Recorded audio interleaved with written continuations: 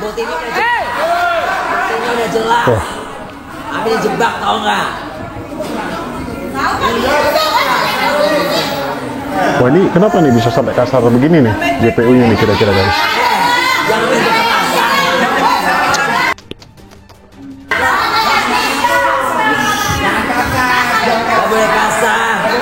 Ini kasar banget sih. Bisa dikasih tahu pelan-pelan sih ya.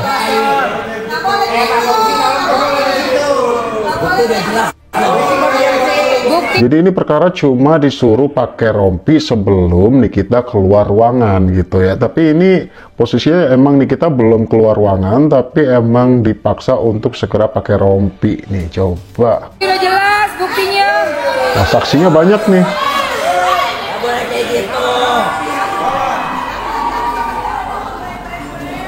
Sebenarnya penjahat itu Anda.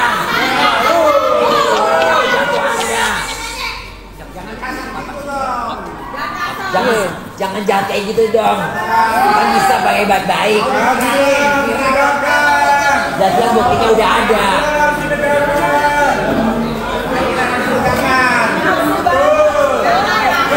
Ini pasti ada sesuatu sih kalau kayak gini nih. Ini soalnya jatuh nanti.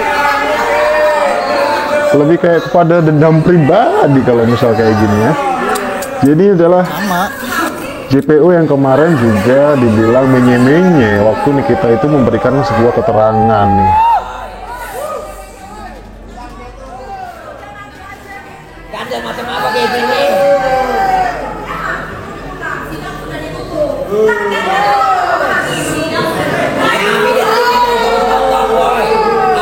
Alasannya katanya sidang udah ditutup.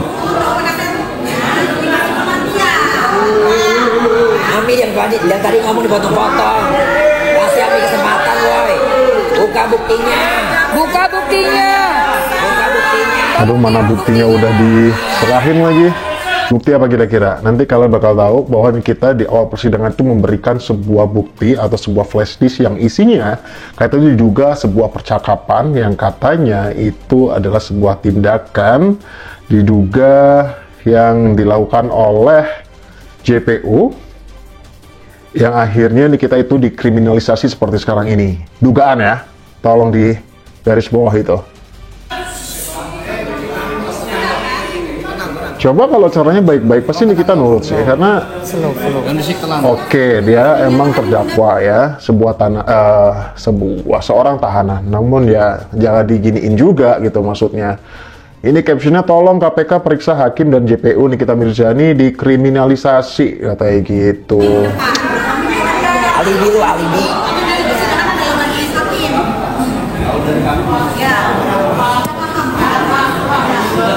Parah sih, parah.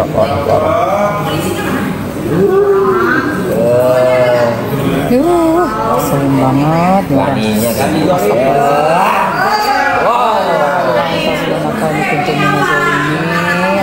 La ilaha illa anta subhanaka inni kuntu minaz zalimin.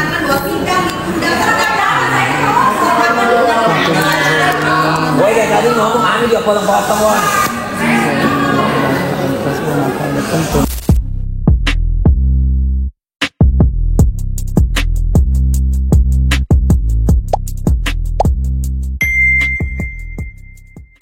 Diduga karena triggernya adalah ketika Nikita Mirzani di awal persidangan itu menyatakan sebuah statement yang cukup buat kita semua itu kaget dan shock gitu ya.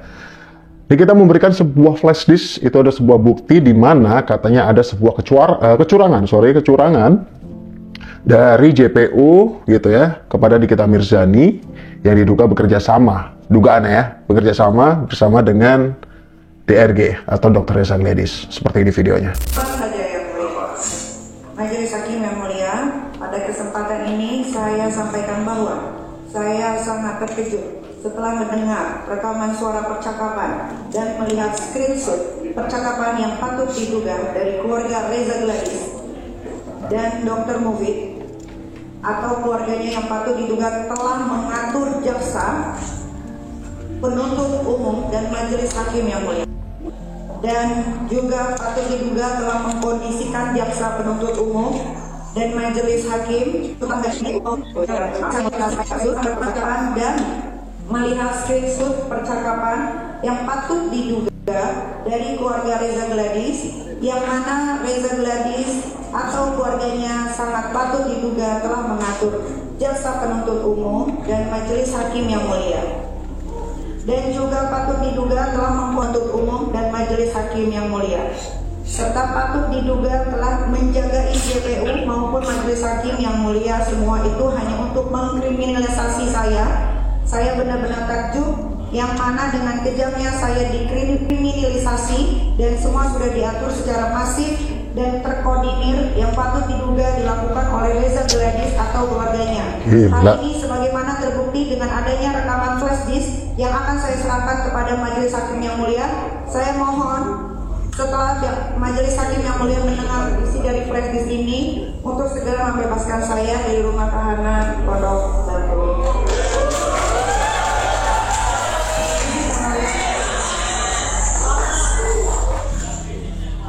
Wah,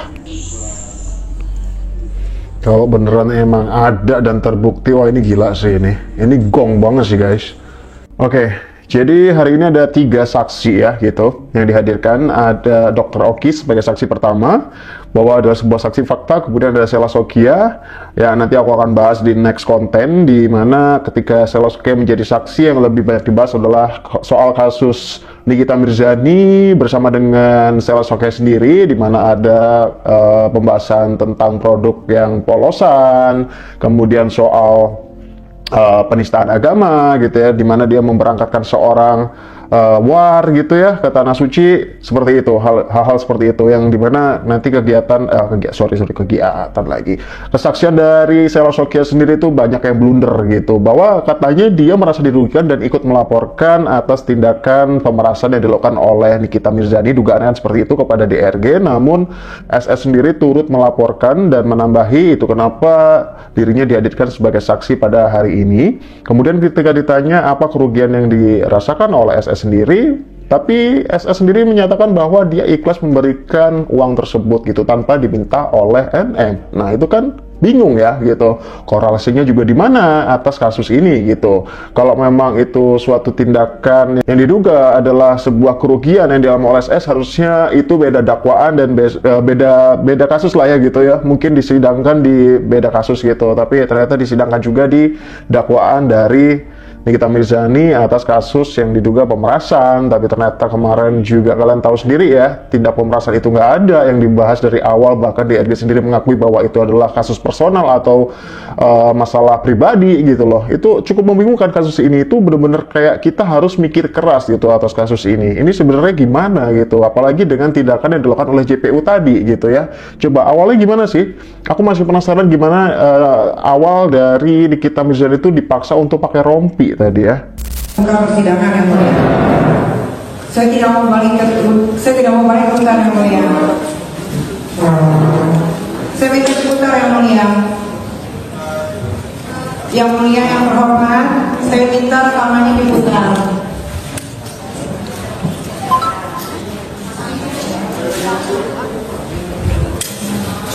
Saya nggak mau. Saya minta rekaman itu diputar. Tidak mau. Saya minta rekaman itu diputar. Itu diputar. Karena saya sudah dikriminalisasi selama 5 bulan. Waktu saya sudah habis terbuang. Saya tidak bisa merawat anak-anak saya.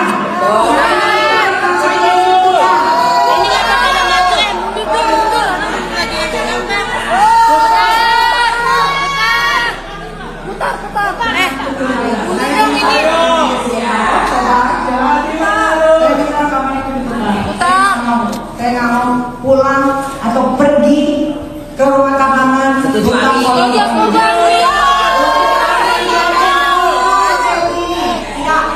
cukup 5 bulan saya berdiam diri. Saya minta diputar rekamannya. Terserah. Putar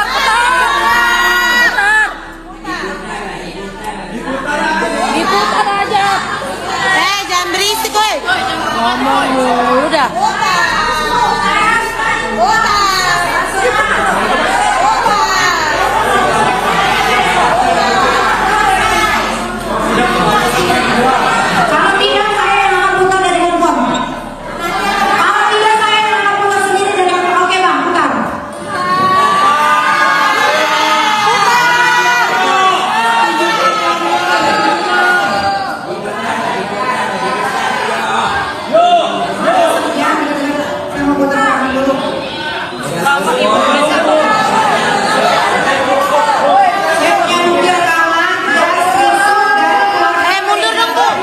munduran dong Kak, media ini Kak, media.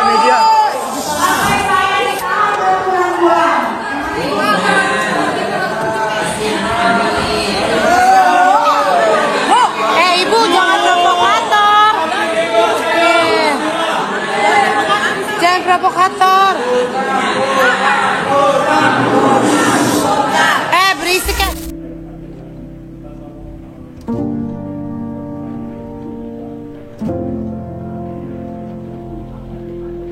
Bener sih caption ini, first time melihat seorang jaksa kayak gini, ikut gemeter jujur, katanya gitu. Ya kenapa begitu emosi dan begitu memaksa dan terkesan kasar ya kepada seorang terdakwa. Oke, kalau memang dianggap Nikita Mirzani itu bersalah, walaupun saat ini masih dalam kursi pesakitan di mana dia masih diadili gitu ya, belum jelas nanti ini hasilnya seperti apa. Tapi kenapa tindakannya atau perlakuan terhadap Nikita Mirzani itu dianggap berlebihan gitu ya, seolah-olah dia ini seseorang yang mengancam publik gitu, sehingga harus diamankan seperti ini gitu.